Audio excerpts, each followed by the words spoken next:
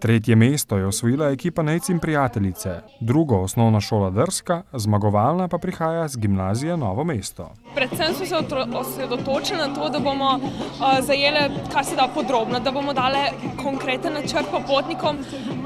Če izveramo iz same lastne izkušnje, je predvsem to, ko greš ti na nek izlet, hočeš ti organizirano imeti, nočeš se zmesti, zgubiti, tako da smo se osredotočili, da ponudimo konkreten načrt s čim več informacijami. Predstavili so svoje ideje za raziskovanje Slovenije. Pogledali so skozi svoje oči, definirali so želenega avtodomarja in mu prilagodili raziskovanje naše Slovenije.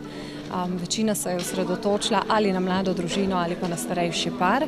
Mladi so pod mentorstvom izkušenih učiteljev razmišljali o kar se da inovativnih rešitvah, ki jih je na koncu ocenila izkušena komisija. V bistvu gre za povezovanje gospodarstva z šolstvom in sodelovanje učenja teh podjetniških veščin.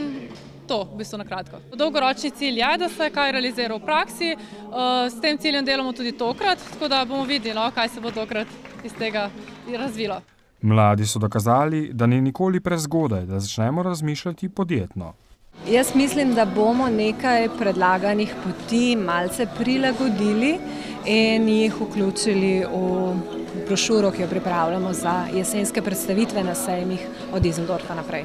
Program Izzivi mladim je izveden v okviru programa izobraževanja podjetnikov, ki ga vodi Razvojni center Novo mesto v sodelovanju z dolenjskimi občinami Novo mesto, Škocjan, Mirna Peč, Šentjerne in Šentrupert.